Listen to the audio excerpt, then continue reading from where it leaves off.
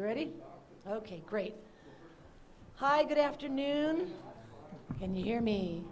Welcome to the East Region Town Hall Municipal Advisory Council meeting at the Moose Lodge here at 15900 Moose Lodge Lane in Clear Lake Oaks.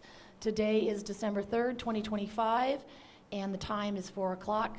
We are calling to order our meeting and starting with the roll call. So Maria Kahn is me, I'm here. Angela Emerald. Here. Denise Lustelat. Not here. Holly Harris. Here. Sterling Willman. Here. Thank you. All right, we're going to open it up for public input. So you have up to 3 minutes to discuss any item that is not on our agenda today. So please, when you go up to the podium, speak clearly and state your name first, and then tell us what you got. And you get 3 minutes. And you have 3 minutes. So is there anybody in the audience that would like to make a public comment? Do we have anybody in Zoom, or are we doing Zoom today? We are doing Zoom. Hmm? We are doing Zoom, but I'm getting text that we can't hear. Okay.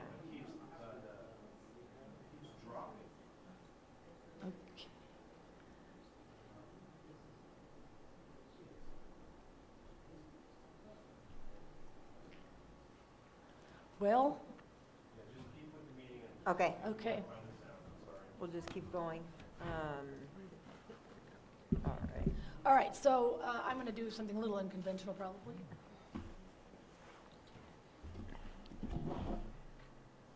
Start the timer. Hi, my name is Maria Kahn, and I am speaking as a public citizen today, not as my role as Earth Chair. I am the appellant in the Poverty Flats appeal case, and I am here to seek some signatures of support. The meeting is coming up next Tuesday, December 9th at 1:30 over in Lakeport at the courthouse. And the project I am appealing because there's a lot wrong with it. The project itself sits in a high severity fire zone with an undefined solar component in their project. That sits also at the headwaters of Schindler Creek, which is a sensitive Chi habitat, which is also undergoing restoration. It's bound by federal lands, and it was graded without proper permits or tribal oversight protections. So I'm asking to, if you would support me, help me to protect High Valley's Ridge from further development, and sign my little paper here that I'm going to leave right in the back here. Just a name, printed name, signature, and the little town that you live in would be very helpful if you're so inclined. So thank you very much.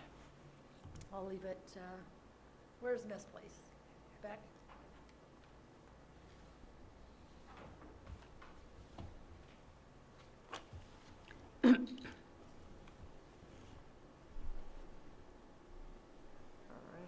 Any other public comments?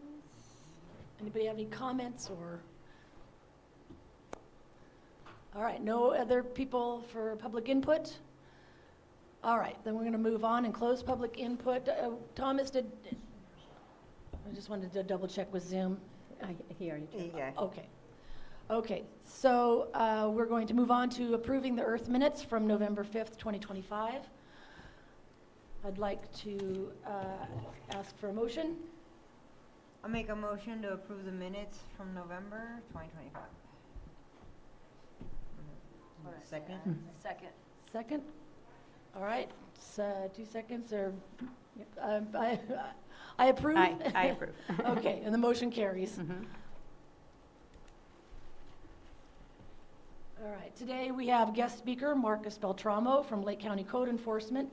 He's going to be reporting on code enforcement issues in the Earth region. So Marcus, whenever you're ready, please step on up. And welcome. Thank you. Good afternoon, everybody. My name is Marcus Beltramo. I'm the manager of the Code Enforcement Division for Lake County. Seems like we got a packed house, so nice to see that. Thank you very much for having me. And I guess as a board chair, or how do you guys refer to yourself up there? Council. Council. Sent me a list of questions of concerns that you have in your group here. And I'm going to look to provide answers and address those concerns. And then if you have any additional issues or questions, I'll be happy to answer those questions as well, or address those issues. Right now, we have 7 code enforcement officers. We did have 8, but this is the most code enforcement officers we've had in the 5-6 years I've been here. And I think if you go 3 or 4 years before that, it's most they had since the early 2000s, I think, before they disbanded code enforcement in this county. We have 2 techs, and so everyone's got trained certification. We're getting up to speed, so I think we're in a better position to do better moving forward. Kind of addressing some of the issues that you had. One of the issues that was brought up is the Cal Recycle grant. So code enforcement went out, we saw a need, we got a Cal Recycle grant. The Cal Recycle grant paid for 6 dump days. Thank you to North Shore Fire Department for working with us on 2 of those. And also, it also identifies certain sites within the county, the Nice Hills, Lucerne Hills, Junction Plaza, Mountain View Road, and some other areas in Middletown that we are identified as dump sites that we needed to clean up. Mountain View is one of the ones that's on your list. Mountain View, I checked in with them. They got a little off because they were dealing with some other stuff. But that warrant, so there's a lot of warrants. There's a lot of properties on Mountain View. So just if you're not familiar with Mountain View, it's a road in Clear Lake Oaks. It's not paved. It's basically a dirt road with sewer manholes along it. It's the biggest illegal dump site in the county. Yeah. And it's not just someone went over there and unloaded a truck full of trash. It's a road of trash. And this is something we sent to the state of California and said, hey, look at this. This is what we're dealing with. And this is what kind of got us the grant. So it's a bunch of properties along there. So part of code enforcement, we have to do due process. Due process is notification and opportunity to be heard. So we had to work with all those property owners, see who was around, see who was willing to do their part. There was pretty much no one really around, no one really do much on those properties. So we've written up all the warrants for those. All those warrants should be on my desk hopefully by next week, before the end of next week. And then we will schedule the logistics. And then after we come back from the winter break, the new year, we will go ahead and we will clean Mountain View. One of the bigger issues on that project is that at the beginning and the end, depending on which way you come from, at both ends there's gates. And those gates need to be There's no gates on Mountain View. That's what we're asking to have put in. Doesn't Mountain View have a gate at the front? There's a pole, there is? Are you sure? No, there's none, which is why we sent in the letter in March asking to have gates put up. Isn't there a fire gate there? Are you sure? Yeah, I walk it all the time. All right. Not Widgeon, but Mountain View. No, Mountain View. So you're walking by that trash every day? Not every day, but I was there a couple days ago. All right. And the other, I know the west end was cleaned up earlier this summer, but it's got junk back on it again. So we need to do something to prevent this from happening. My understanding is that there were gates and posts there. Sounds like that's not the issue, but I can resend you the letter that E.R.T.H sent in. Basically, in Lucerne, you had 6 gates up there for a while to stop dumping, and we were asking if the same thing could happen. All right. So I'll look at that one. I'm going to have to double check on that because I remember there's a pole at the beginning right there. A but pole? I'll pole. Well, there may be a pole there, but there's no gate. It used to be a gate, I think. Right before you get up there, and then there's a property right above it. And there's right there at the, anyway, I'll check into that. But actually, that's one of the bigger cleanups. That one will get done. There's 2 more left on our list. One in Lakeport on Lakeshore Boulevard, which is a junkyard, a real junkyard that's right on the lake, which isn't zoned for a junkyard. If you're ever in Lakeport, you drive by it all the time on Lakeshore. And then there's a property on Dry Creek in Middletown that is been taken over, and it's just dumped RVs, trash everywhere. It's pretty big site as well. That one is going to be done here after the winter break as well. Excuse me, Marcus, when I was walking, I saw on Stubbs was one of the other ones, and I know that's 2 parcels there, and I saw the northern parcel, or the higher parcel, was totally cleaned up, but the bottom one wasn't at all, and I did see a tag on the the fence. So if there's a tag on there, that means the process has started, so hopefully. Okay, this that's- was from September, I think, so, So Mountain View and Stubbs is a lot of properties. Mm-hmm. that, If yeah. you go down Mountain View, there's how many properties Yeah. along that road that probably cannot be developed? Or if they were to be developed, it'd be very expensive due to the slope. yeah, they're all zoned SOS. Yeah. So that's a big project in itself. I did speak to the person involved and set timelines, and those warrants should be done by the end of next week. We just schedule the logistics. We will go clean that up. It shouldn't be a difficult cleanup. We should just be able to go right along, take it, put it in the trash. But the bigger issue is a permanent resolution. So in code enforcement in this county, it's not just you go to a property, you clean it up, you're done. You need more than that, because the issue is not the property, it's the people. And a lot of these properties attract the wrong kind of people. And they'd like to do these things where they cause health and safety issues on these properties, which we have to keep coming back to. So Mountain View is one where we have to look for a longer-term solution to prevent this from happening, to deter people.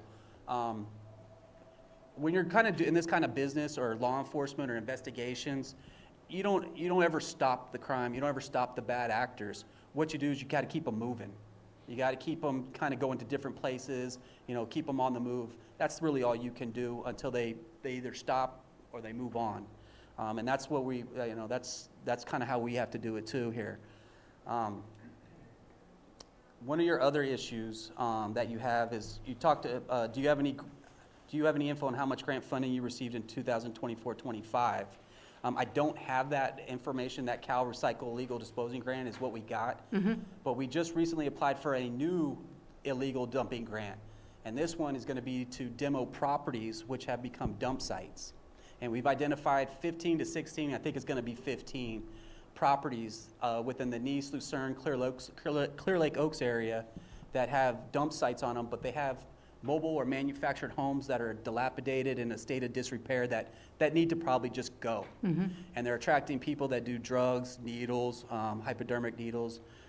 So we're just going to clean up those properties, demo them. We're really high hopes that grant will come through. And that'll, When do you hear back? I don't know. Okay. I'm hoping we hear something. I would doubt with the state you hear anything in December. Right. Being a former state worker myself, I understand how these things work. They're probably not really trying to do too much. I would probably expect it early next year, but that'd be a great one for us because one, we could get some of these homes that don't need to be around here anymore out. We all understand how these manufactured and mobile homes, they degrade. They don't stand the test of time. They weren't developed and built like that. They were built for a short period of time. Now they're going 50, 60, 80 years. So these things just aren't really habitable. They're substandard, and per California law, they're substandard, and no one's really occupying them. They just need to kind of be removed, take it back to a vacant lot, and hopefully that will solve some of the dumping issues that occur on those properties.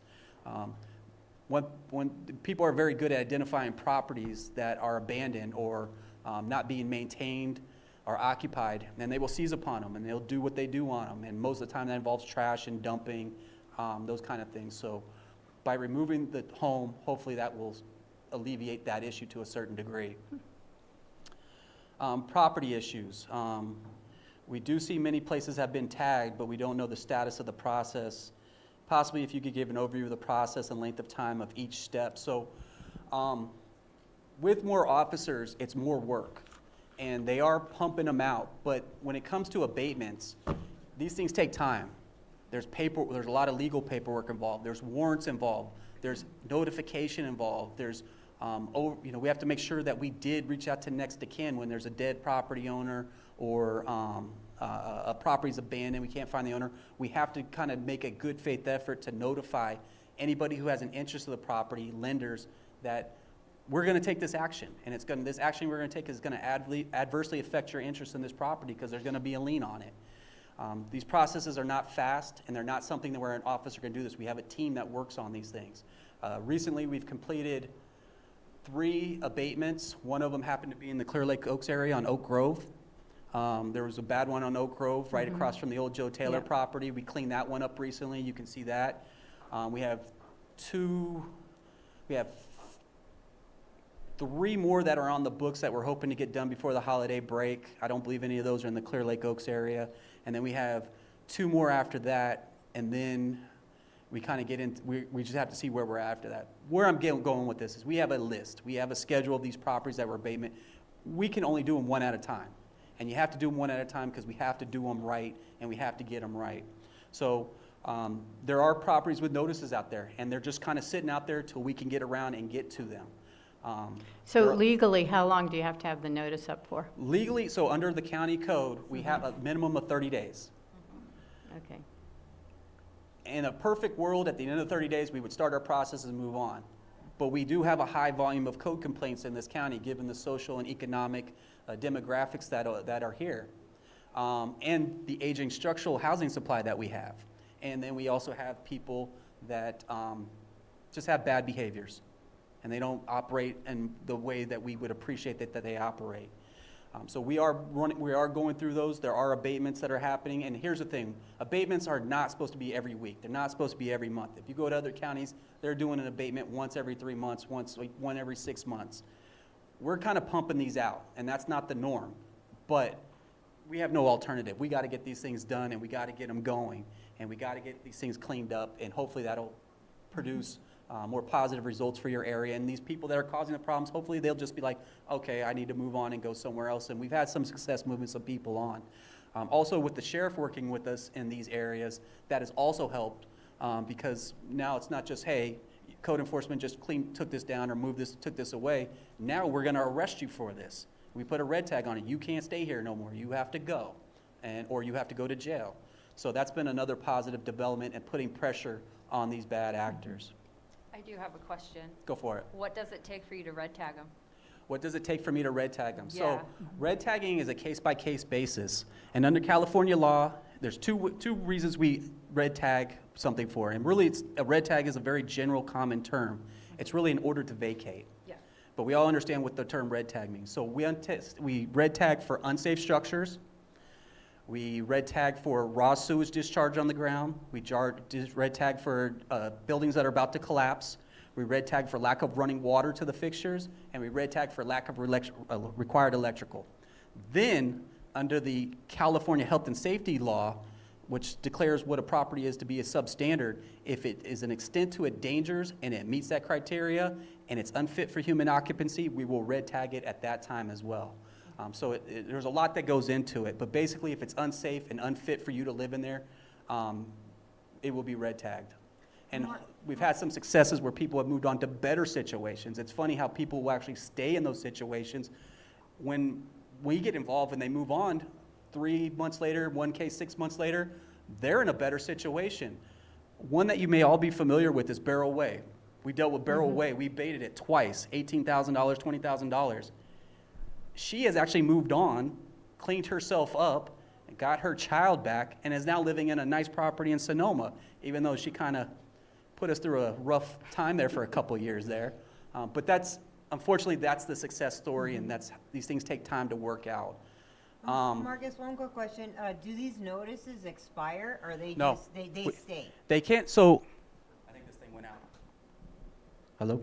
There we go. So the notices are in place, and as long as the violations are still existing, we can act on them. Now, there is a thing within the legal world if the notice is stale or if the evidence or the information is stale, but if we go back to that, before we get a warrant, we go back to that property, we document that the violations that were stated in the notice are still existing, and then we go get a warrant. So those if the violations are still there, it's still a good notice. We can still act on it and move forward. Okay, because you know which one I'm talking about out there. It's been over 3 years now. Yep. So, okay. I don't have anything for you on that, but I hear a lot of positive things out of Double Eagle. No, it is like night and day out there. But you know, they ask about it because that plastic starts to break up, and in the winds it starts. So blowing we did around. apply for a cannabis grant to try to remediate and clean up that area, but we didn't. That grant, as we got in conversations with the state, it just wasn't a good deal for us.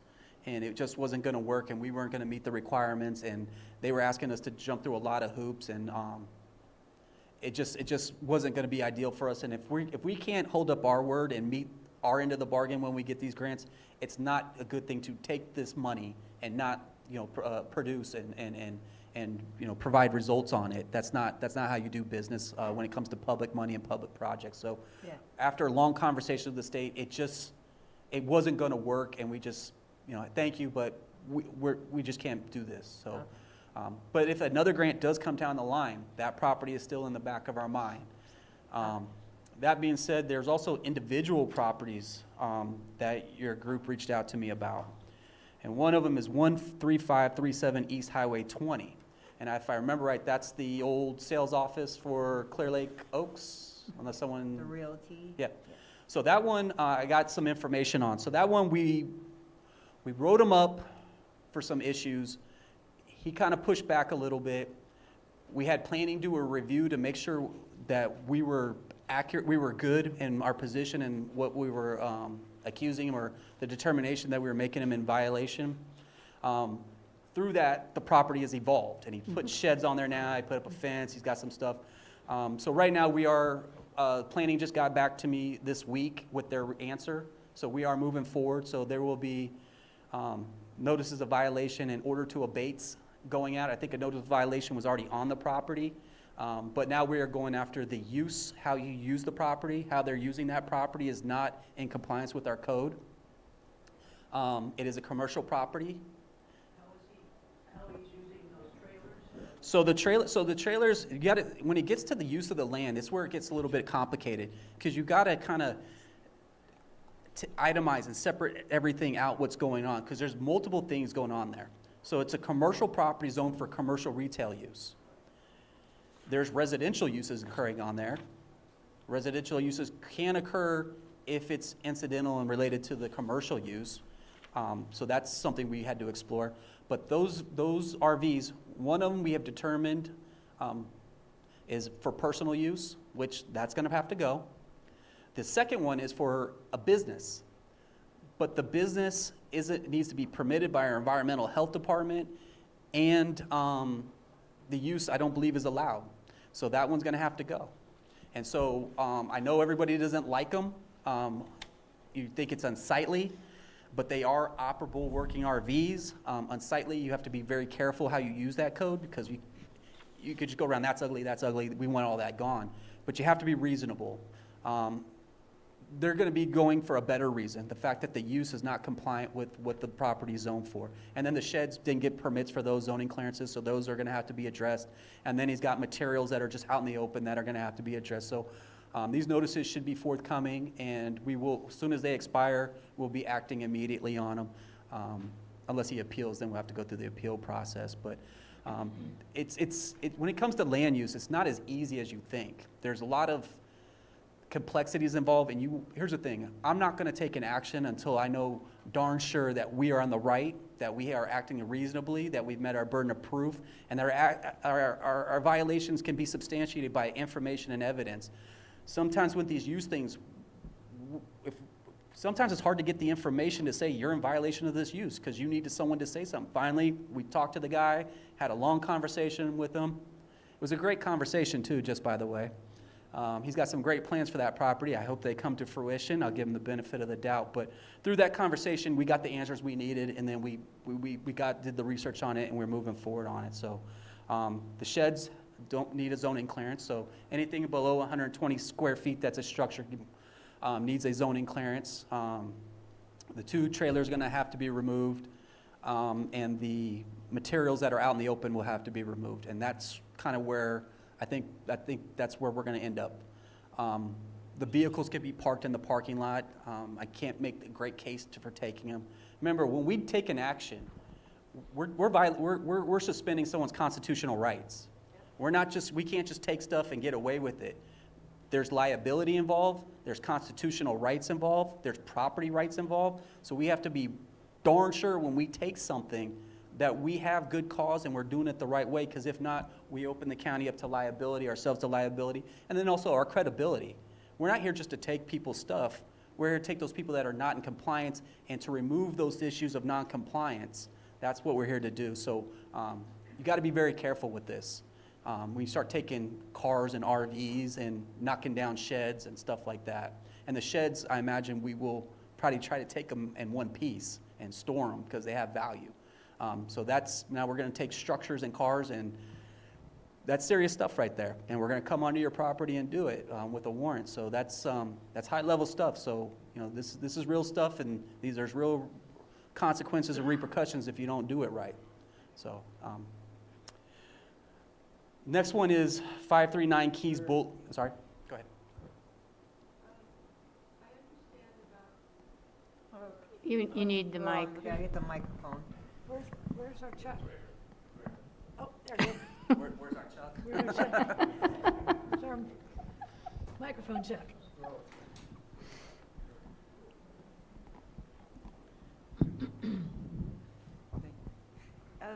I understand about the code Closer, enforcement. Sally. Closer to your, louder. There you go. Okay. I understand about the buildings for code enforcement. What if there is no buildings, but it's trees, trash, right in the middle of town, on the hillside, Which, and we have houses? all right, so if there's trash on a property, you can't just have trash on a property. I'm hoping that what you're talking about's on my list here, because I got good news if it is. On Widgeon? Not on Widgeon. But Widgeon is always just so you know, Widgeon is always habitually a problem. Then put it on your list Yeah. forever. And trees, what kind of trees are we talking about? Oak, probably? Like standing oak trees? Mm-hmm. So we're not gonna touch a live And tree. there's some that are down, but it's such a fire hazard, you know, after these last few years. So let's do this. Let's segue into the property I'm gonna talk about. One of those officers that we have, we just hired him. All he specializes in is hazardous vegetation. We've never had an officer that specializes just in hazardous vegetation. We have one now. And for the property on your list, the 13130, I think that's the one Mr. Burton was talking about. Our officer, Yeah. Jim, reached out to Jim, talked to him, went out there, and he put notices on it. So we're gonna clean the trash up, and then he's gonna cut the hazardous vegetation. Some of the vegetation that was Jim's concern was overhanging off the property on the road, which seemed to be his main concern. That's a public works issue. So I talked to him, got him over to Public Works. So you can talk to the Public Works to get this kind of Well, thing I started? don't know. I have to look at it and see what's really going on. But standing trees, we're not gonna be taking standing trees down. We're not in the business of uprooting and moving trees. We have an ordinance, dead, dying vegetation, defensible space from structures, defensible space for roadway, from the roadway. Got a limit up 6 feet above grade. So we kind of stick within that very specific criteria right there. If there's a place where there's a lot of burn fuels in a certain area, we work with Lower Lake Fire District. They have a hazardous vegetation person too. If it's in her area, we'll reach out to her and say, hey, we got a complaint on this. This is what we're seeing. But if it's Lower Lake, then it wouldn't be here. I know, but I'm just saying as an example, we tried to reach out to the local fire departments, because they're more of an expert in the fire sciences than I am, and our chief building official, who is also our chief county fire marshal. So we reach out to them. If they say, yes, this has to go, this is a real concern, we take that expert opinion, we put it down, then we go notice them. And we have a catch-all phrase within our code that kind of says, if it's to the part that endangers or becomes a fire hazard is determined by the fire marshal, you can go get it. So, but for the most part, we stick 30 feet in from the road, 6 feet from the grade, no trees over chimneys, those kind of things. In your situation, if you have a property address, I can have our hazardous vegetation guy go look at it. He's not very busy this time of year, so this might be one. Sally, why don't you give us the address, and we'll collect addresses from anybody. I mean, I know somebody's just dumped again in the pullout that you guys have cleaned up on Widgeon a number of times, brush, et cetera. So we'll put down the whole thing. If you could get that and then email it over to Yeah. me, then I can get it over to someone, have them look at it. And in the email, put the concerns that you have, so that way we know to address those points. Okay, thank you. Go for it.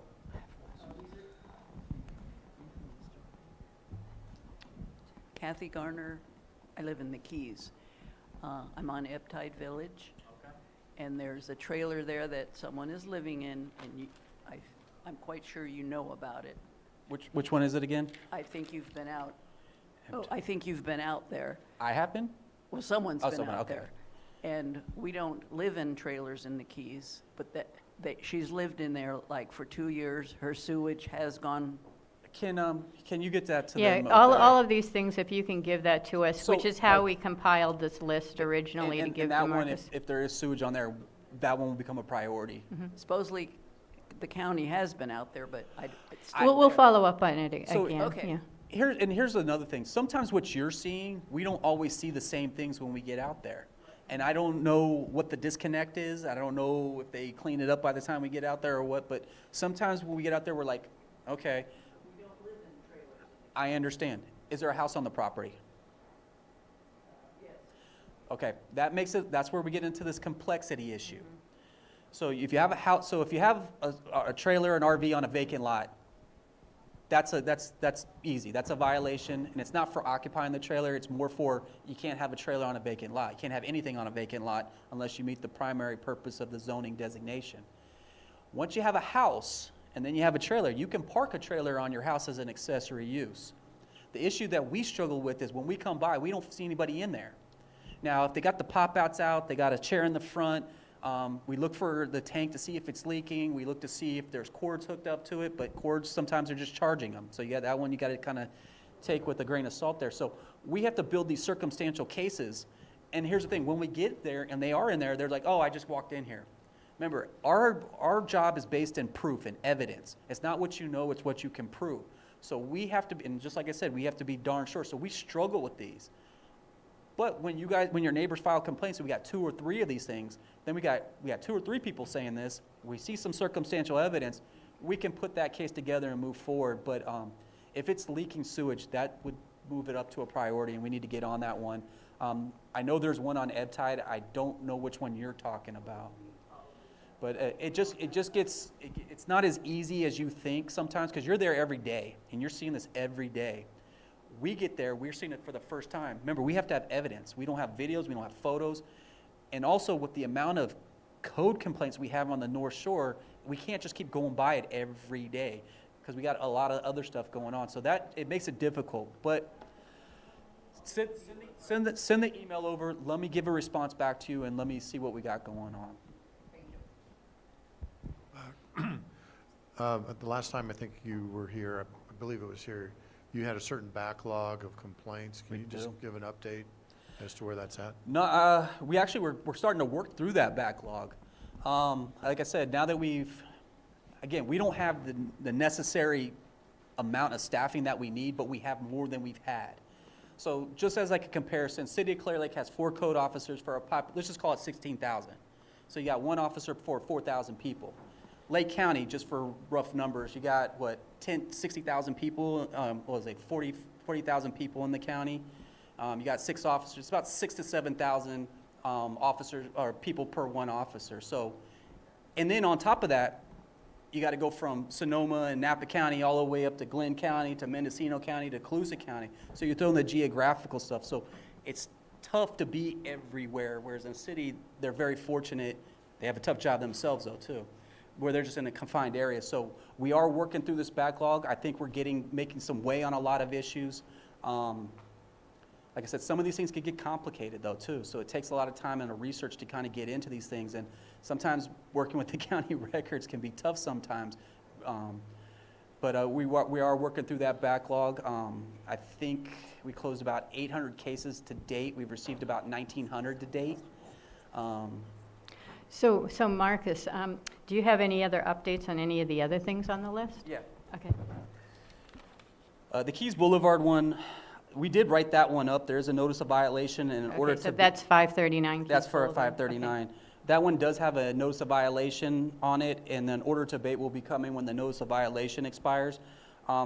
You mentioned multiple cars and trailers. We're really seeing it from an open and outdoor storage perspective. The cars don't seem to meet the criteria, or we can't make a definitive case that, yes, this is inoperable, wrecked, or dismantled.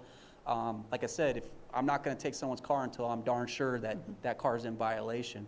But they do have open and outdoor storage that does need to be corrected. There are notices in place for that. Okay. 13356 First Street, that one is in process. That's one of the abatements that will be happening. I'm hoping it happens before the winter holiday. If not, it'll be the first thing after. But that's also property's also been identified as this demo grant that we're looking for. So Okay. we will clean up the exterior, and if we get that grant, we're gonna be knocking that thing down. Okay. That thing got a little out of hand, if anybody's familiar with First Street. Somebody just showed up one day, put up some tent structures, and all out into the street and everything. I don't know why they thought they could do that, but it got a little crazy.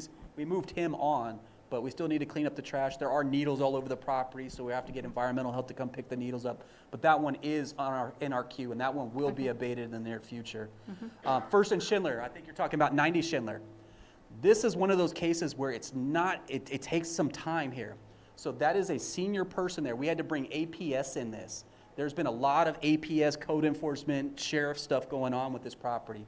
But that one is in the process to be abated. It probably won't be abated till the end of January. I know APS is working to get her house up to code with new water heaters and other little things that she needs. But it's a sad story at the same time. It's a sad story. She's a senior lady. She has 2 individuals living with her who aren't doing her they're doing her a disservice. And this is where you get into the people. I mean, I even told APS, hey, can you tell her you'll help fix her house if these 2 dudes go? But she won't do that. The sheriff's been over there. That property's been red tagged. Sheriff's been over there and had to take some people in that weren't supposed to be there. So it's tough. The lady, you feel sorry for her. But we had to exhaust the APS services before we could go in and do everything. So we worked with APS, formed a plan. They're going to do their part. We're going to do our part, clean the trash. And that one's been a problem for years. And to be honest, I kind of feel bad that code enforcement didn't jump on that one. That one was a problem before I even started here. That's 5 years ago, 6 years ago. It's just spilling out into the street forever. And when you look at it, you kind of go, what's going on with this property? And from a code enforcement perspective, is it just a lot of stuff, or is it really in violation, or is it just junky? So we figured that one out, and that one's going to be happening pretty soon. But the stall on that was letting APS perform their services and go through their processes, and we just kind of stayed in the background until they exhausted all that, figured out what they were going to do. Now we can go in there. Hopefully this will be a situation that works out to be positive. But 90 Schindler does need to get dressed. 320 Schindler we just recently abated too. So that's one that had a lot of trash on it. That's the Mackey property that always gets broken into, has needles, and they seize upon that one all the time. I wish we could knock that one down. 13267 Driftwood, we have no complaints on this one. I think what we're getting at is the sailboat. Yeah. And this comes up a lot. I don't know what the sailboat looks like. I remember one time we had a yellow It's a big one. It's a big one. Well, we have a lake, not an ocean, but okay. But I understand it's been sitting there for years. So code enforcement does not do parking enforcement. Okay, so who does? So Lake County does not have a parking enforcement division or anyone who enforces parking enforcement. Okay, so that's something we need to look into. I say that hesitantly because I got a feeling that would end up on our plate. We're like I said, we're getting on top of this. We don't have like a 72, I thought we had a 72-hour parking I thing. didn't get to that part Okay. yet. So in the code, county code and state law says you can't park anything on a public street or highway for more than 72 hours. So CHP technically could issue a ticket. The sheriff's office theoretically could issue a ticket. I don't think the sheriff is into parking enforcement. They're more into the jail and just patrolling the unincorporated areas. They're not traffic cops. But it's not in it sits on a trailer. The trailer is not wrecked or inoperable. Well, it's not inoperable. It's not wrecked or dismantled. It doesn't meet our criteria for which we could tag it. Is the trailer registered? I don't know offhand. Okay. When I talked to my guys about this, they said that the trailer's in good condition. I'm imagining they probably didn't even tag it because it was in good condition. We would only run something if we believed it to be in violation. Just so you know, when you run vehicle information, there is a sensitivity, a private information issue, so we can't just run everybody's stuff. We have to first determine it's in violation, then get it. Did you have something? Okay, I was just by there today, because on Driftwood, he, through someone else, he has gotten 3 letters. He would love to get that sailboat out of there, but there's really no place. See, I don't know what he's going to do with it. So he has gotten 3 letters. I don't know who they're from, but he's trying. 3 And I letters from individuals or associations? I don't know. I didn't talk to him. My friend has talked to him. So he's, Why don't you put a free sign up? well, true, he would love to get it in the Keys No. Club, but I said No. no because it'll never leave. Because it'll Or- go somewhere Yes. else? Okay. Okay. Anyway, so they are working. So just on that note, let me share a Yeah. story with you. Okay. No free sailboats, no free RVs to anybody in this county. One of the mobile home parks in Nice got sold, and they had these commuter airplane buses on them, 3 of them. And the guy just said, "Hey, come over, anybody wants them, come get them." So the people in Nice came and got them, and they drove them around all Nice for weeks on time. They were inoperable, so they started towing them everywhere. They were towing them to the hills, towing on Pile, towing them all over the place. So we were chasing these buses all the way around the county in the Nice area. So you got to be very careful what you let somebody have. It's nice to have stuff, but you got to have a place to put it, and you got to do it in a compliant manner. And just so you know, those buses were not easy to get rid of. I bet, yeah. They're very thick and they're very costly. So Okay. I don't know where he got his letters from. I think it sounded like the county, but I don't know, maybe POA, I'm not sure. I don't think it would have been us because we don't have a violation on it. But I'm glad to hear he wants to do something about it. Now, just so you know, from a code enforcement perspective, I hear everything in the world about good intentions. Unfortunately, I've learned human nature is you have to be pushed to that precipice before you do something, which means we have a warrant, we're knocking on your door, and now they want to move everything. It could be our Commonwealth that they Well, doesn't the POA have a boat storage area? Yeah, no, the POA doesn't, you pay, the Keys, the POA doesn't, the Keys Club does, and it's full, but that boat, I can tell you, isn't going in there, because it'll never leave with the guy that owns it. I wish there was more we could do. Unfortunately, we don't have the jurisdiction. Yeah. I guess you're going to have to elevate this up through the political channels and Okay. see if they can do something there. But I understand you don't want a big boat on your streets. And the other thing, there is a line of sight thing, so if fire emergency vehicles have to go there, they can't see it, and it does cause a lot of issues. And a sailboat does not need to be in a residential community. And if there was some recourse or action that we could take, I would most likely take it. 684 Keys, lots of junk piled up, trailers. We have no complaints on this property either. Okay. So these are 2 that I'm going to take and open up cases on that I'm going to have the officer go look at and start working on that. And then illegal dumping issues along New Long Valley. We've been cleaning that up. It just seems like there was a van or a trailer travel trailer that just got shattered into pieces. And Department of Fish and Wildlife got on us about it. Like, you guys need to get this out of here. And I was like, why don't you guys get it out of here? Because it ended up kind of going into the creek right there. So.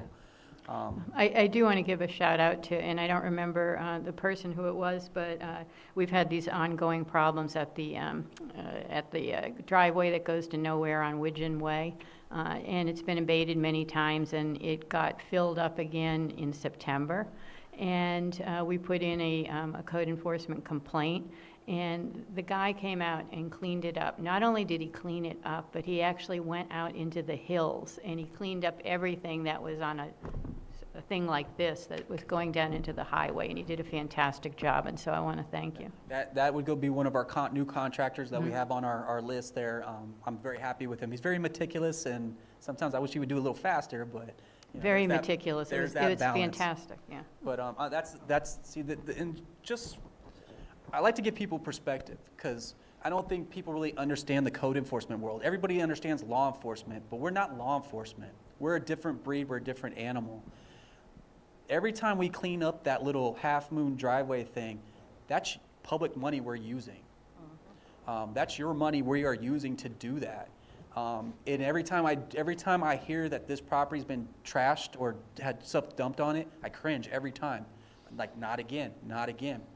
I work every day to find other alternatives to stop these things and get long-term resolution, but we just haven't been successful. The game cams didn't really work well because the lights and stuff, you can't really catch them very good. Marcus, It's a struggle. what about signage that says 24-hour video surveillance? Just BS them, you Yeah, know? so that's what we're considering. Seriously. But I hate, unfortunately, the people that dump in this county, they don't seem to care. They Yeah. kind Well- of go, that's a nice sign, boom, I'm gone. For whatever reason, they like that area right there. Here's another thing. put cameras up. Sulphur Bank, I think over here by the, I don't want to say the plaza, but there's another one. I think it's actually on Robinson. They destroy the cameras. They steal the cameras. They knock the cameras down. We're actually looking at cameras that are kind of made to look like trees to kind of see if we can do this thing. But signage is always a good first step. But what you probably need is a signage with a motion light. So criminals like to work in dark areas. Right. But it's something we're considering. Well, hopefully we get there one day. But it like I said, we have a lot on our plate. Right now, that's still in the planning stage. We have reached out to the Flock organization. They do the Flock cameras, and they have special illegal dumping cameras that they claim. We've done kind of like demos and interviews, or not kind of demos with them to see what they can do, how the software works, and all that kind of stuff. But it's really tough in a rural county. It really is. And then I know we love the dark skies and everything, but dark skies and dark areas is where criminals and bad people tend to act and do these things. So we're doing our best, but I just want to kind of express to you that every time that's dumped on, it really affects me. It really does. So what about the, oh, okay, go ahead. Okay, so I have 2 questions. Okay. Okay, she can go. So my question is for the new Long Valley. It was probably about 2 months ago. I was driving home, because that's where I live, is in Spring Valley. There was 2 gentlemen. One was watching them, and the other person was literally taking their garbage and throwing it into the creek. So I called the sheriff's department. I don't know who to call. So we need to know who we can call, because that's a serious thing. That's the creek. I mean, So- the side of the road's one thing, but when they're tossing it down the embankment into the creek, it's like, who do we call? Before you get to your next question, let's explore that thought one step further. That's not just a creek. That's your water. Yes. That's every creek and tributary in this county. Everything that goes in those creeks flows into your water source, whether it's Yep. the ground table water or the lake. So there's a bigger issue there. That is a crime. That is a fish and wildlife crime. That is a environmental crime. The problem is, when it gets to criminal crimes, it's code enforcement's property, and law enforcement, it's people. You have to see them committing the crime, and you have to be able to prove that. A lot of times, there's no one around, there's no evidence, nobody knows who they are. Oh, I took pictures, and I Right. sent it to the Do you- sheriff's office, but they didn't do anything. So pictures are fine, but how do you identify who's in that picture? Unless they have a criminal record and they're familiar with them. So that's where you get, and they're just kind of like, what do we do with this? So it's tough, and it's really tough. And unfortunately, the best method prevention you have is the people that live there, and bonding together and banding together and saying, we're not going to let this happen. Every time we see it, we're going to call you out. But I don't know. They'll just wait till night when you're not there. You Yeah. know, so it's an ongoing issue. It is bad behavior. It is an economic issue, I'd like to think also. And it's really just, I don't think they understand when you dump, and I say this all the time, and people, they laugh and they kind of make a joke out of it, but you're really dumping on themselves. But you got people that don't care. They've checked out, they got, there may be mental health issues, they may have drug, substance abuse issues, they may just have bad behavior, and they don't understand what they're doing is not good, and there's a way you have to act in today's world, and that is not appropriate. So I really have no answers for that. When these issues do come to our attention, we try to get on them as fast as we can and clean them up. We're doing the best we can with what we got, but it's always going to be a problem. It's always an issue. We're always towing junk cars off New Long Valley. And there's the other aspect of it too, where people hire somebody to take their trash to the dumps. They take the money, but they don't take the trash to the dump. Well, there's- that's bad behavior too. So Right. I don't know. If you had a time machine, went back in time and taught them better, I guess that's all you can do. But you got to look at the new generation and getting into their head that you can't do this anymore. With more people, more trash, more pollution, more detriments to your health. Water is going to be a valuable resource in the future. We need to protect it. We already have issues with the water we have now. So we're doing our best as we come across these issues, but we're reactionary. We can't get ahead of them. So my other question for you is, I'm dealing with a code enforcement in Clear Lake with a neighbor. So when you say that you do the 30-day and then you get the warrant, is it they got 30 days to comply and then you go get the warrant, or do you give them multiple like months? And because there's like you said, a due process. So it's not just one warning. How many warnings do they get before you go and get the warrant? Before I answer this question, the property's in the city of Clear Lake? I'm talking about just for you guys, for the whole The county. unincorporated areas, Yeah. okay. So it's not a warning, it's a notice saying that you are in violation. You get 30 days. The due process, that is part, there's multiple due process Yes. steps within it. That notification is the first due process, because they also get the chance, there's information about how they can appeal. So due process, notification, opportunity to be heard. We notified you. If you want to have be heard, you got to appeal. There are some that we go on 30 days because they're that bad, we can't wait. There's some where we issue an NOV hoping that will solve the problem, let that expire out, then we go to an order to abate. So some of these, it comes with experience. And as our group has matured and got more experience, they kind of understand what they're seeing now, and they know how to kind of, what's the best mechanism to address this.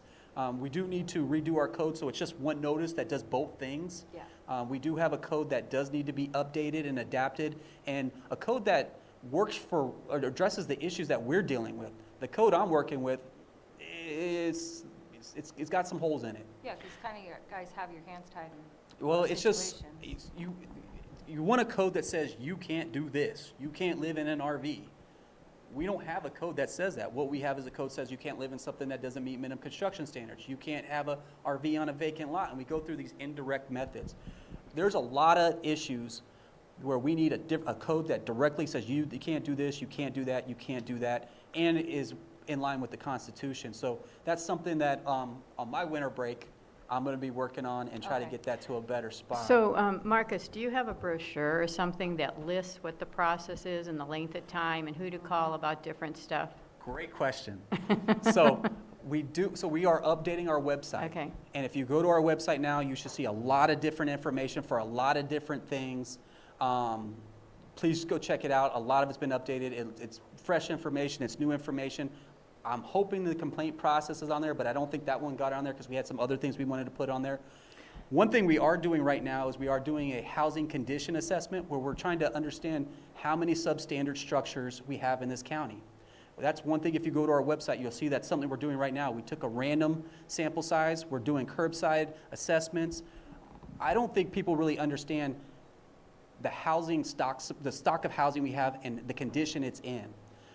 This code enforcement. I think a lot of people here do. I don't think you really understand. Yeah, okay. I think you know. Yeah. But sometimes you think you You know, don't. but you don't really know. It gets a lot worse in some areas. No, I know, we've done some of the abatement stuff, so I've seen that. But, okay, what I'd like to do then is If I could just finish my thought Sure, on the go ahead. housing condition. So what the county is doing to kind of address the housing issue is that we got a regional housing trust fund. That is how you bring loans into this county to repair and do new housing. But you need the data. And we have 2 officers that we hired through, we got a grant, got 2 officers, and that's all they do is substandard housing now. And they go through and they document it, they try to put pressure on the owner to fix it through fines, clouding title with all the information that makes it substandard. But with all this data, through this housing condition assessment, where we're checking out these properties, through our normal code enforcement process, we're gonna get all this great data that we can do to go get grants to bring money in here to fix up these houses or to have new homes. So that's a very positive thing we're doing, and it's a very sophisticated, upper-level thing that this county's done that most sophisticated counties do, so I'm just kind of excited about that. So what I'd like to do is go in and take a look at what you have, and maybe we can put together something that we can distribute to people here, Post or the District 3, et cetera, just so that they know this, so that these questions don't keep coming up. Well, I mean, hopefully one day we solve all these problems and we don't have these questions. Right. That's a way. But you got to remember, these things didn't happen overnight either. Right. They happened over years. We do need to work better at that, but at the same time, I think having these questions, letting us give you a response, and a lot of times, not to be disparaging to anybody, I think people come in here and they kind of tell you the best version of what's going on. I don't think that does us any service here. You just need to know what's really going on. You need to get real with it, and we need to get serious about it. So keep asking Sure. the questions. We are open, we are transparent, we're not hiding anything.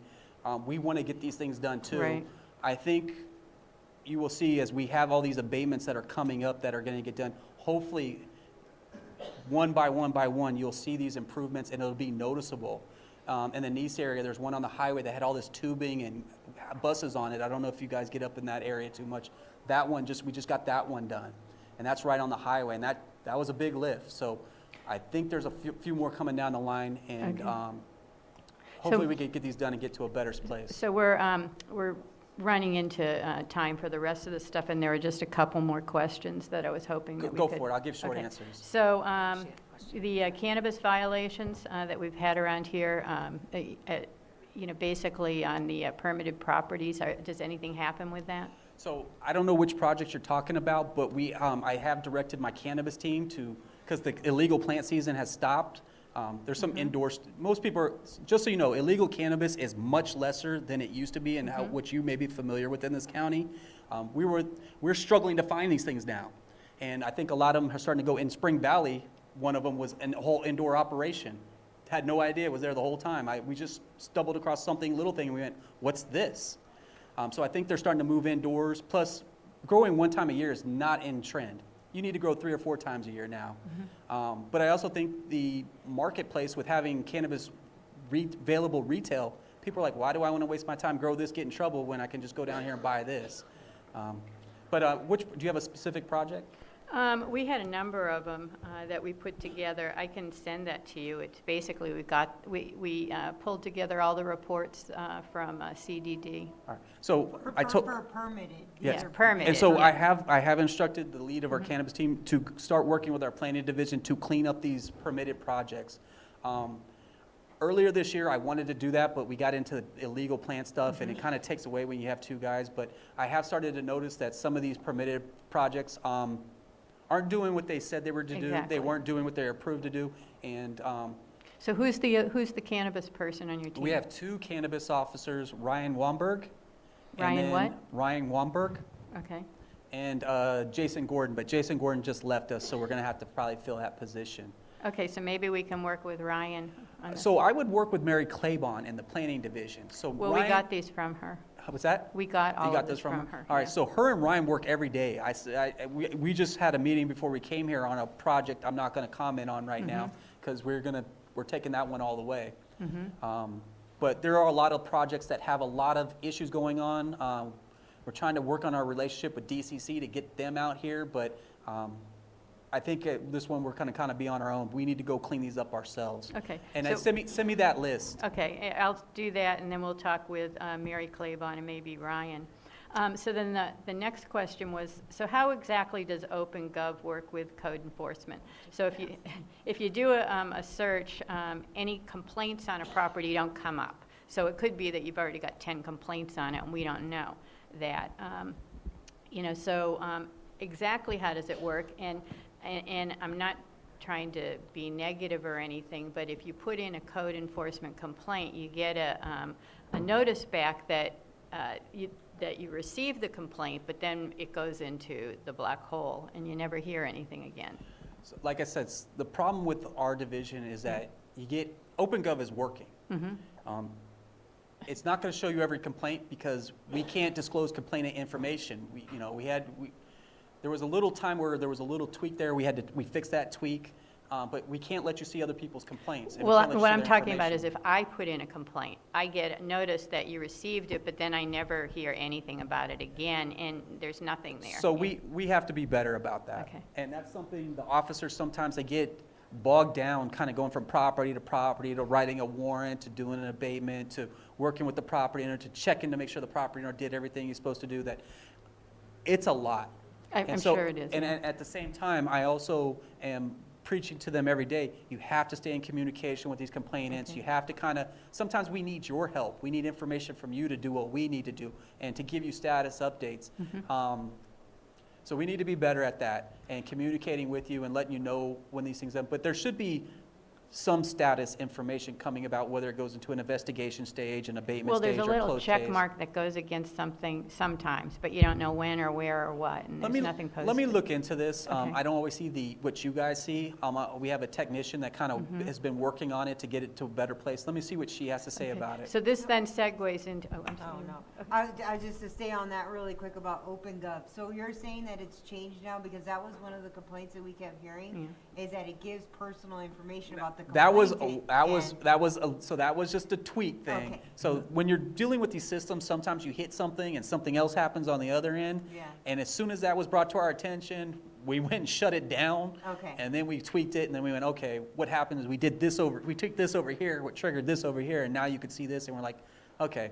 So Okay. we did have that one issue. We have no information anybody was affected or any personal information was compromised or anybody was retaliated against. As soon as it was brought to our attention, we shut it down. Yeah, it's just and a fixed it. deterrent. People Yeah. are seeing it and, Well, so I'm and glad to here's the hear it. thing, kind of going to your thing, we want more complaints. Your complaints, we use those for our purposes to get warrants, to show concern. When we go in front of the board after we abate it, we say, hey, this was a real issue, and the reason we chose to abate this one is because we had 3 or 4 complaints. Sure, It and by shows a the real same concern. token, if we got feedback, then we would, probably put in more complaints, which then segues into what I'd really like to ask you, which is, so the District 3 max, so Worth, Earth, and Earth, obviously we're all kind of in the same boat with all of these problems. We would like to request ongoing progress update reports. Is this something that could be generated from OpenGov? I mean, community development gives us a monthly list of all the community development projects so that we can go through and see new projects and status. Is there a way that we can get lists of those? We could probably work on that, but let's look at it. They have how many projects on there? Well, I'm not saying Yeah, we CDD, have they've 2,000, got- we have 2,000 cases. They have 40 or 50. I'm asking for, maybe our area or District 3, think or, that- I understand that District 3 is- OpenGov is supposed to, be very easy to generate reports from. It is, but remember, District 3 is county line to county line to the northern county line. So, but we'll give, if you ask for the information, we could try to put something together for you. And run a Yeah, I don't report want to for put you. in PRAs all the time. I know you guys are real tired Well, of I PRAs. hate to tell you, the PRAs is some of the problems for us because Yeah, PRAs are not a bad thing because the government's business is the people's business. I don't have a problem with that. That's transparency. That's how you keep oversight of your government. But the amount of PRAs we get are just crushing. A Public Records Act request. And we get these from law firms, and we're not talking about, hey, I want to permit history on this and a history on that. It's 30 different issues, and they're just crushing us with these, mostly on the cannabis side. Not to deter anybody, you should make those public records requests. We do, and they have to get them back to you in 10 days or as soon as we can get to it. But they do weigh us down, and code enforcement gets its fair share too. And Right. I'm sitting here compiling docs half the day on some of these things where rather than that half a day, I'd rather be focusing on my guys and working with getting these things done. So maybe we can work together and come up with a way that we get the information that we need, so that we can give you the information that you need, so we can work together to make it, Having a cooperative effort is not a problem. We're community development. We would work with you. Send us your request. We'll Okay. do our best to honor that request and get you what you want. But at the end of the day, the way I look at it is that we just got to keep chopping away. We got to keep digging. We just got to keep working on these things. And hopefully one by one we'll get them done. And like I said, we have a mature staff now, and we have more people than we have. So hopefully the results of that will start coming to fruition faster. Okay. I do have Thanks. a question. It doesn't have to do with that, but you guys did the dump days. Are we planning on doing that again in '26? And if we are, is there a way that we can do the dumpster at the Spring Valley Community Center? Because it did clean up the valley pretty good. And if we can keep that going at least once a year out there, that'll give people incentive to keep their yards clean because it's there. There's older communities. They have people there. They don't have the money to have people take the garbage. But if the dumpster's already there, they can go there, dump it. I mean, if we do it once or twice a year, that would be great. So, just so you know, we did 6 dump days. We took in over 1 million pounds of trash and garbage. This is something where code enforcement saw a need, and also we saw it as a way to kind of lower our case levels. We said, hey, we went to all these problem properties, said, here's your chance to get out of the doghouse. You bring your trash, dump it here, close the case, let's be done with it. So we saw a way of it trying to maximize our resources. That was a one-time thing. We got that grant. We did 6 dump days. They were huge dump days. We would like to do them again. I heard Supervisor Crandall seeing the positivity out of them. I've heard him talk about these things and trying to work on something. I think that might be something you may put in his direction, but Okay. we would love to do the dump days again and again because the amount of trash that I saw, I just kind of went, that wasn't there for a week. That was there for a long time. Yeah. And then you started getting into deeper questions. What's the root of the causation of this? Do they have the money? Are they lazy? What's the issue here? And so if you have dump days, that's fine, and it helps get that trash off there. It makes the property more habitable. It's quality of life issue. But when that dump day isn't there, what's happening? That's my real concern. So the dump day really kind of opened my eyes to how bigger of an issue that's out there that I'm not even aware of. But if we can do it, we should do it. I tell you, there was a lot. This county really enjoys a dump day, you know. I think if we get a moon bounce and some hot dogs, it's going to be a hit, you It know. was a success, and like you said, it took your workload down a little bit. That was the goal of it. That was to, rather than us going abating this using your money, our time and resources individually, we said, hey, we'll have a dump day. You come to us and you dump this stuff. You clean your property. You get out of, you get into compliance. So is EJ the one that went and did the permit or the grants for it, or were you guys the one?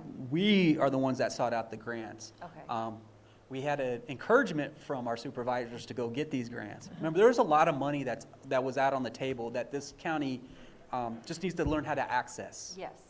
And kind of going back to this regional housing trust fund, you have to have that in place. Then you have to have the data from the housing condition assessment and the stuff.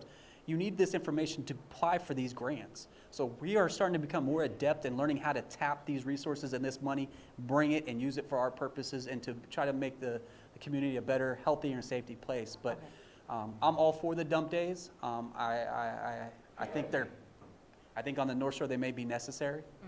But there's a lot of other factors in there that I can't comment here that kind of get involved with that. But I'm all for dump days. If we have a grant that involves a dump day, we will go apply for it, and hopefully we'll get it.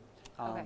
And All right. I think we have possibly 2 more coming up, but they're going to be Lower Lake and Middletown probably next summer, because a lot of our resources are focused on the North Shore. If you don't know this, we spend a lot of time on the North Shore, but we have a whole other county. Lower Lake has its issues.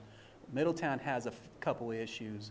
Kelseyville has its issues. They're different issues, but they all have them. So we just can't, we got to be fair and can't just neglect certain areas because they have needs too. Cobb has some issues where they probably need a dump day too. Yeah, they do. Well, thank you, Marcus. Thank you so much. That was very informative, and we really appreciate you taking the time to come and talk with us about all this. Not a problem. I hope I didn't go too long. But again, if you do have issues or properties or concerns, and you're not getting a response if you file a complaint, please funnel them through your counsel. You can email me. I'll get you the information back on them. And there's a few on this list. There's 2 of them that we need to open up and go after. Okay. And like I said, we are out there working. We are out there getting on these things. These things do take time, and hopefully we will start expediting those processes, getting these things done faster one by one, and hopefully you'll see the benefits of that. Thank so you. Thank you for having me. Thank you for your Thank you. hard work. We appreciate you. All right. That was awesome. Okay, now we're going to move on into Earth business. Update and consideration of Earth activities and projects. Update. Okay. Go, Carrie, take it away. Okay, so this is an update on the Peer Center food drive and giveaways. Earth and community members donated 6 turkeys and 3 hams to the Thanksgiving dinner that they had at the Peer Center, and they managed to serve 80 people. And thanks to everyone who's been bringing supplies and food down to there, because it's been really good. So thanks. Is that continuing for Christmas? He or- doesn't know yet. He was Okay. going to be here tonight, but I haven't seen him. Okay. Next thing, so at the last Worth meeting, Lars Ewing, who is in charge of public services and now public works, he gave an update on universal garbage collection, which was a project that they've been looking into. And they were targeting a pilot project here in Clear Lake Oaks. They took a look at it. As 80% of Clear Lake Oaks already has pickup, the idea was scrapped. We went back to Lars and we asked that this be re-looked at due to the huge ongoing problems that we have with dumping here. Some landlords don't supply trash services. Some people can't afford the gas to get to the landfill. I spoke with Lars, and since then they've decided to look at the entire North Shore. So probably a project for universal garbage pickup for Upper Lake, Nice, Lucerne, and Clear Lake Oaks. in particular because all three MACs have been working together and we're all invested in this. Currently, they have an intern who's crunching data. They hope to have the data available in the first quarter of 2026. At that point, if they decide there's enough people to warrant the program, they'll start looking at the details, such as who do people pay, do they want a proper Prop 218 process, how do they deal with bad debt. I told him we would start talking about this at all the three MACs so that when or if a decision's made, we can start putting in letters of support to the board, for this. And hopefully, that could be something that helps with some of the trash. Along that vein, Angela had suggested mini transfer stations, maybe somewhere on the North Shore or maybe in each of the towns. He has spoken with Bruce McCracken, who's in charge of Waste Connection. Lars wants to relook at the possibility of mini transfers, though he doesn't know exactly what would be involved. So we told him we'd try to look into some of this and give him some suggestions for this. So that's something that they're looking at right now. Let me see. Then we have Earth. Oh, you have the. You want me to do? Sure. You want to do that? Oh. Yeah, go ahead. And then we have the Land Use Committee. So we took a look at the proposals that Mr. Kewen had brought last month for the senior housing. Is there copies of the letter on the table? Yeah, there is a So copy there's on copies the of the table. letter on the table. So the Land Use Committee did look at it. And we did write up a proposed letter that, you guys can read that and what we proposed. Do I show up to the letter? No, because we're already over time. Just the highlights. Okay. So for the 48-unit senior housing low-income residential development, there was just a couple comments. Focus on senior low-income housing similar to Eschaton, which is already in Clear Lake Oaks, with a preference for Lake County residents if possible. Definition of what is considered low income and assurances that the units would remain low income and not switch over to market rate. We'd like to see solar panels installed on the covered parking areas. Emergency only exit on Sulphur Bank Drive due to the increased traffic through Orchard Shores. There was a retention pond on the map, and we want to know we'll get some more details on that retention pond. And we're also inquiring whether the Orchard Shores community has been approached and any comments that they might have on this. For the storage units that they were talking about right here on the highway, after reviewing both locations, there was a suggestion for one here on the highway and then one off of, what is it? Jensen. Jensen. Yeah. After reviewing both locations, the zoning and everything that's around it, the committee is recommending that Earth support the proposed storage unit project on the original site, which is right here on Highway 20 next to the hotel, with the farmer's market type business right there. That one's already zoned for it. A couple things would be like the row of storage units facing the highway have a neutral coloring, which we had spoke with Mr. Kewen when he was here about that. Mitigations for runoff because it is right in the first key. Potential zoning of the parcels to the east to be returned to agricultural zoning.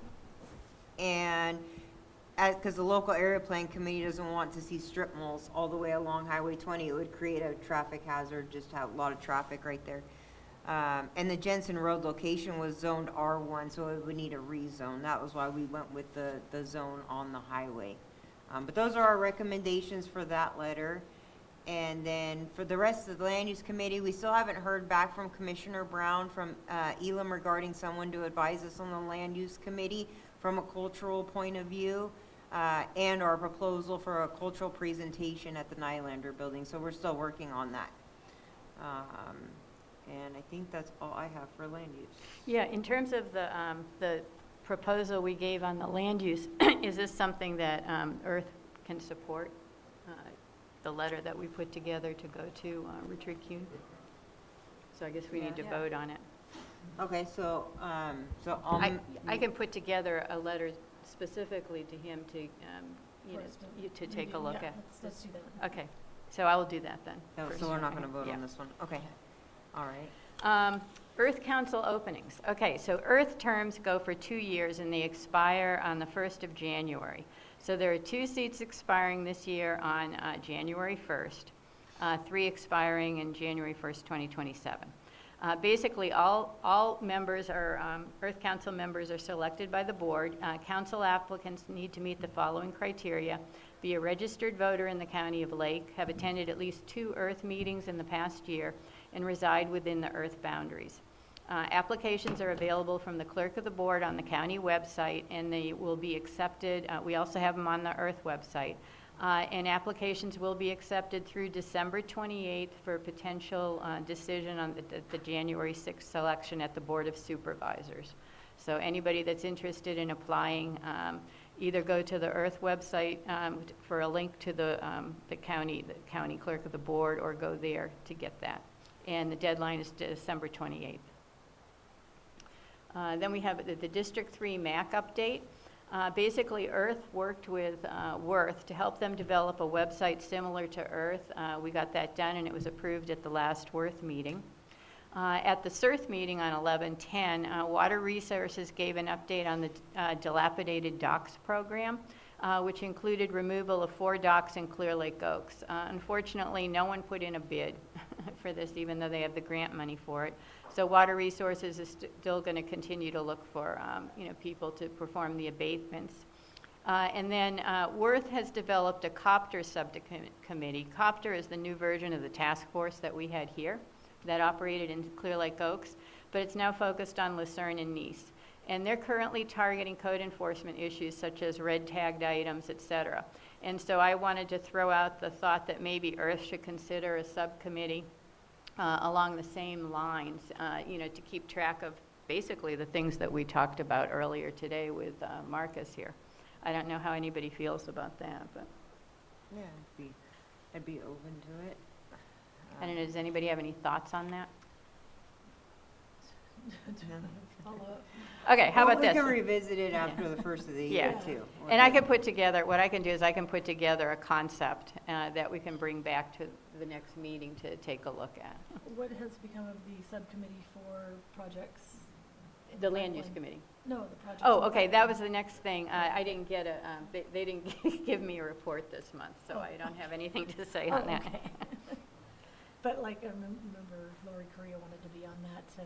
Oh, no, that's the land use That's committee land that use she was committee. talking Oh, about. Yeah, okay. yeah. Yeah. That's what we did for, that's what we came up with the letter for Richard, Oh, Mr. okay, Keelan's, see. yeah. Okay. Great. Okay, so that's it on the District 3 map. Okay, great. Let's see, on to the commercial cannabis report and cannabis ordinance update. Okay, so the cannabis ordinance update was rescheduled to December 11th, so next Thursday for the Planning Commission and December 16th for the board. We do not know what it includes, but it should be available online tomorrow or Friday for the PC agenda. When we still probably haven't had public input No. discussed at all? Great, no, okay. All right then, on to ongoing project updates, the Okay. EPA cleanup, Klaus Park, cell tower projects, Caltrans, PG&E, planning Okay. department project list. So the EPA cleanup, there's no updates, but they do hope to have more information in the first quarter of 2026. In terms of Klaus Park, right now they're continuing with technical studies. They just completed the biology studies. They're doing watershed aquatic delineations. They've also just prepared a rough draft scope of work so they can get an engineering firm to do a preliminary design for the entrance encroachment, which is going to be off of Almond Lane. Currently, they have 2 staff working nearly full-time on the project upkeep. The house and the dilapidated structures are gone. The homestead area is cleaned up, and they're actually clearing trails right now. Lars doesn't want to say when a soft launch would be available because it's predicated on when they actually get the encroachment done, but he said there is a possibility of small groups in the near future being able to go out there. In terms of the Lake Forest Verizon cell tower, that's the cell tower next to the big one that's already here, next to the Moose. The Planning Commission did approve that at their last regular meeting. They did not address aesthetics, but Chief Duncan did call in and request the defensible space be increased to, it was 300 feet instead of the 30 feet that they had there. And then there was the Derna Group cell phone tower, which is out in Double Eagle. That was heard the same day as the Lake Forest Verizon cell phone tower. That one is trying to be passed under a categorical exemption, so there's no documentation. It's not uploaded to CEQA, there's none of that. So it was denied by the Planning Commission. Chief Duncan also called in on that one and recommended he wanted a 500-foot defensible space for that area. The road is not 4290 compliant, and it's 3.5 miles in. So it was denied by the Planning Commission on last Monday, and it was appealed by T-Mobile on Wednesday. Oh, So it will jeez. be going to the Board of Supervisors for that one. Wait a minute, the one thing I wanted to say, because I sat at that meeting, what bothered me is there was a categorical exemption, meaning that it didn't have any biological or environmental studies. That's what that means. And in it, it said there were no known environmental issues. Well, during the Planning Commission meeting, it comes to find out there's a bald eagle nest on the roof, which was not in any of the documentation. And they said, well, so I don't understand why it still went They under a just said that categorical they exemption. just said that the applicant is going to mitigate Yeah. the eagle's nest. But we don't know, there's no documentation. We don't know what that mitigation is. So, but that'll be, that's being Yeah. appealed to the Board of Supervisors. Okay, and then Caltrans. Oh, Caltrans, yeah, Caltrans Pedestrian and Safety Program.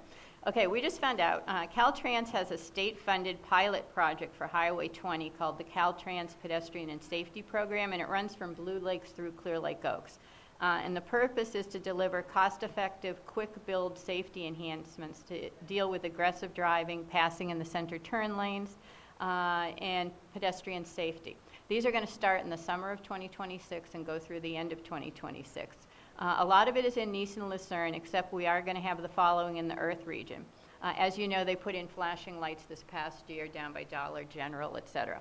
So they're going to have a new crosswalk with pedestrian-activated flashing beacons at Spring Road near Glen Haven. They're going to have striping changes to enhance intersections at Island Drive.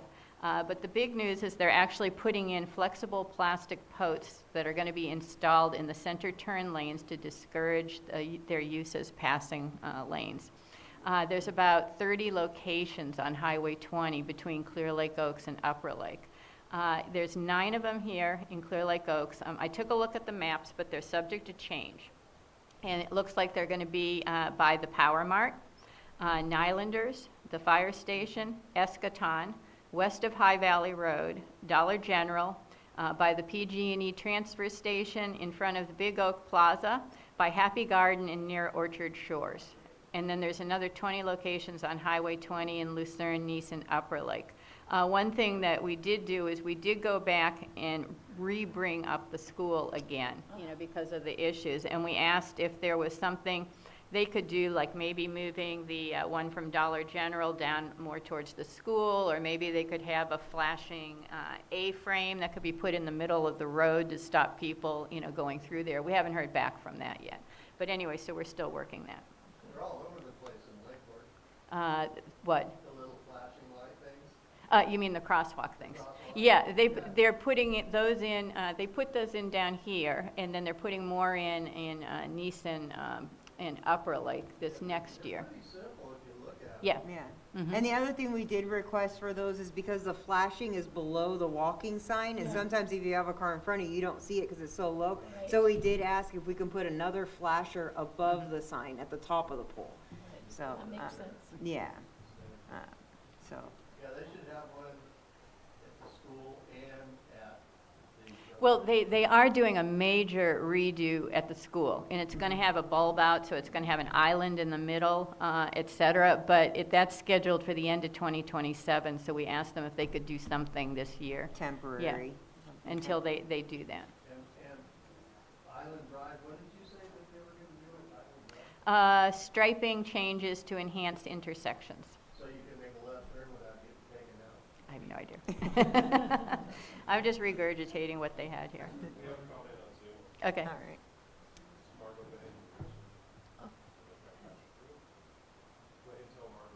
Go ahead and, you're on, Margot.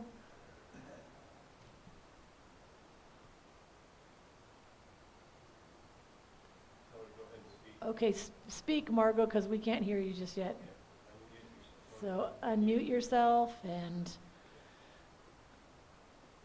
well, no, Thomas isn't getting you, so. Oh, Thomas says you need to unmute. Thank you, Madam you go. Chair, Yeah. Margot Kambara. I just had a comment to make. Sorry if I'm a little late as far as what item you're on. But on the cell tower projects, CDD is applying the categorical exemption from CEQA in error. And I hope that this point is rectified when it comes to the appeal. Thank you. Thank you, Margot. And basically, there's no, CDD did not give us their project list, so I don't have anything to report on that. Okay. All right, now to our Spring Valley update. All right. So I met with Robin on November 20th and got pretty much a good update. We're still at a 41% water loss, but the new director for Spring Valley did a project where he was listening for water leaks. So he found they believe about 4 water leaks on service lines, and they're getting the California World Water Association is sending out one of their leak detection staffs after Thanksgiving.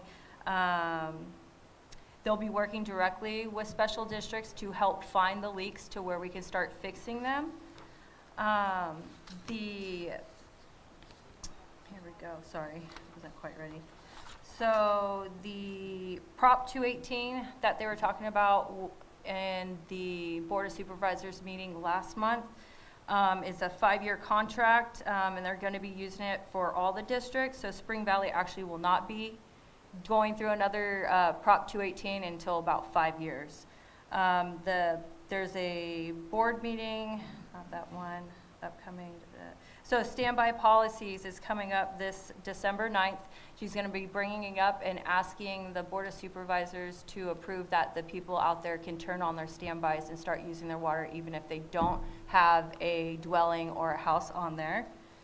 And then the Spring Valley Lake Recovery Project, she says that they're working to set up an interagency meeting with the regulator agencies and Army Corps, in particular with respects to their permit requirements. Where am I by requirement? We are looking in, okay, here I am, sorry.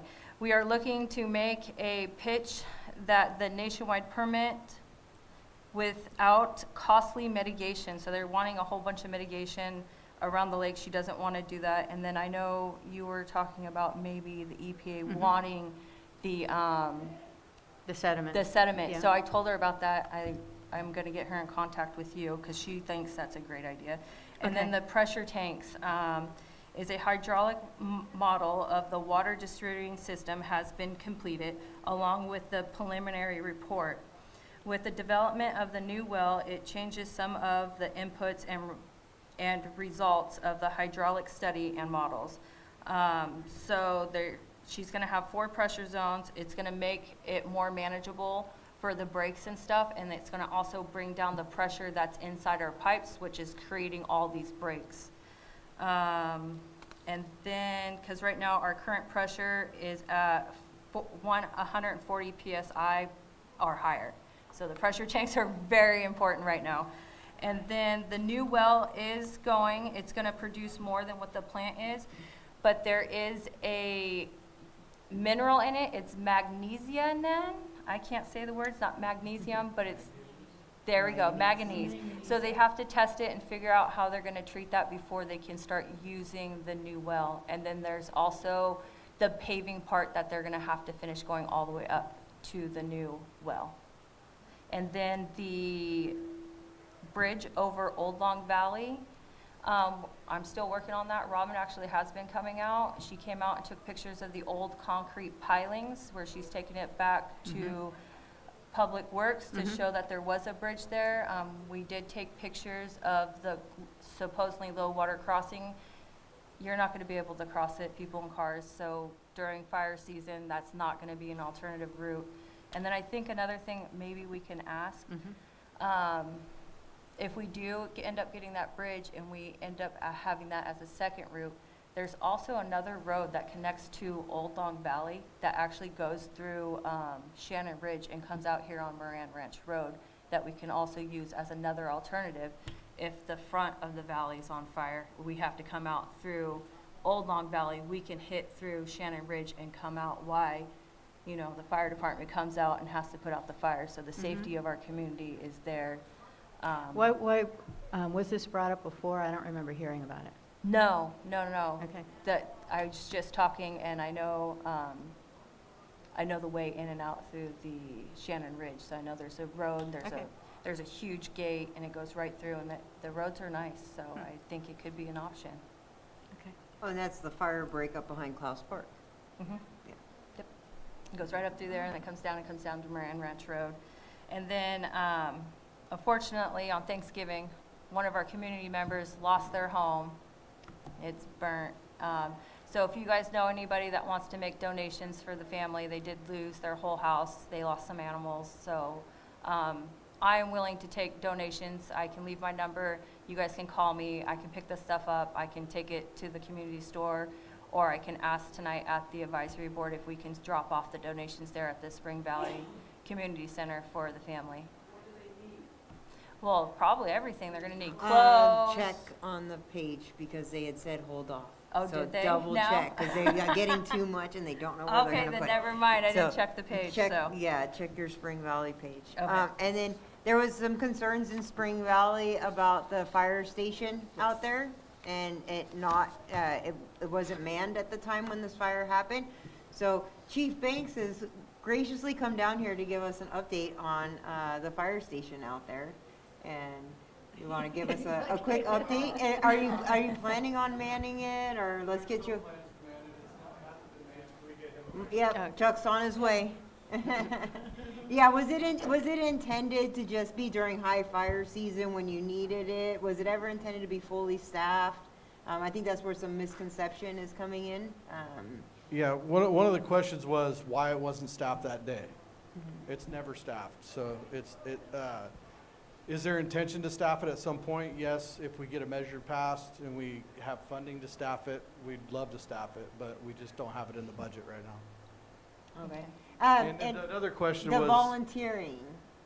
Yeah, there is some volunteers out there. We didn't see any of them, but that's not that unusual on Thanksgiving Day. A lot of people travel for the holidays. So yeah, we didn't see any of our volunteers come out from Spring Valley, but like I said, it's not that unusual on the holidays. One of the questions was, why do we have a new fire station out there with no firefighters? My answer to that is we have a new fire station because the old one collapsed and the insurance company paid out to build another one, so that's what we did. If in the future we do have the funding to staff it, it'll make it a lot easier that we already have a fire station out there, but at this time, right now, there's no immediate plans to staff that station.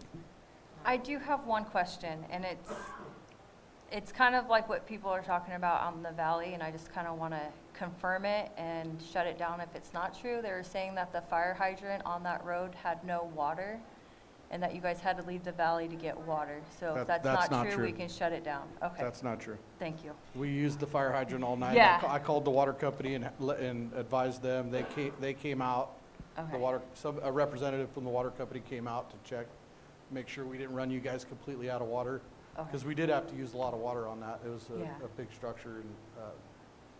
And there was something else on your list of questions that I wanted to address. Yeah, I think it was, Oh, the Upper Lake engine. Right, the Upper Yeah. Lake engines had to come, and I'm guessing you guys were busy. That's not true. That's not Okay. true. So it was you guys, Clear Lake Oak Station went out there. Correct. Okay, They thank were you.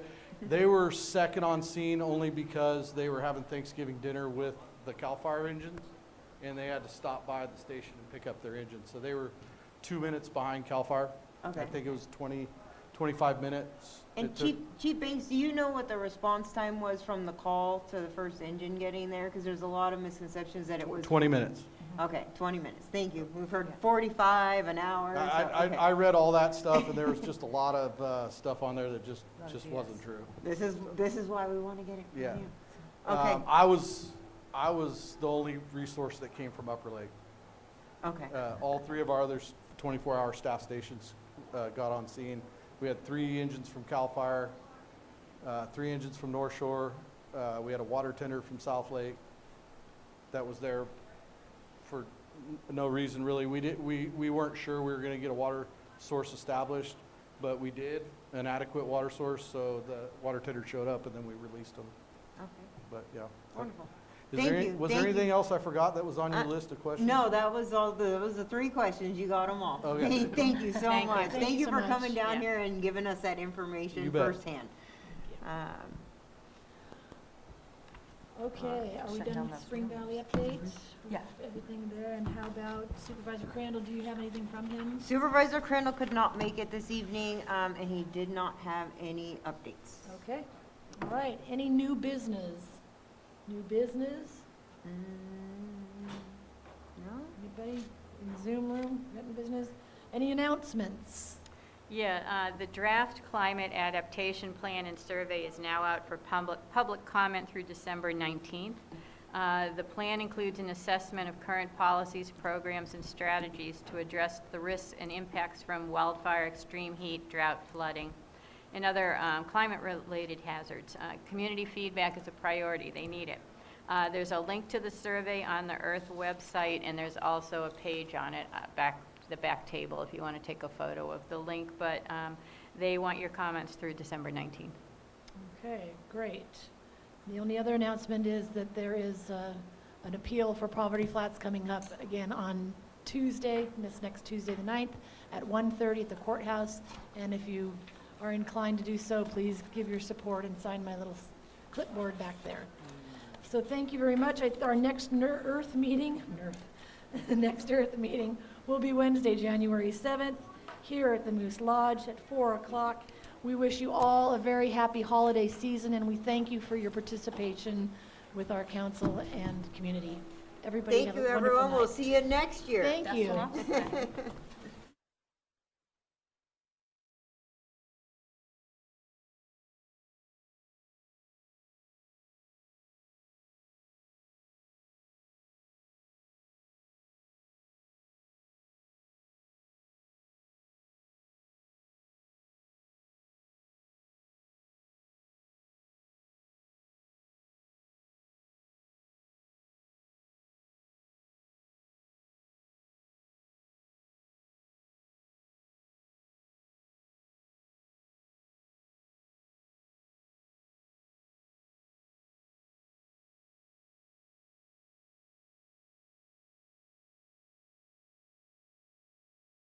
Check, check, check, check. 1, 2, 1. Why did that go away?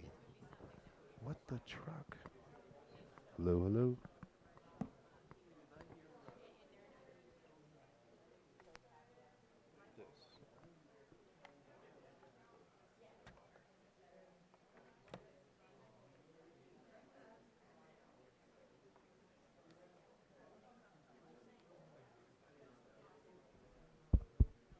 One, two.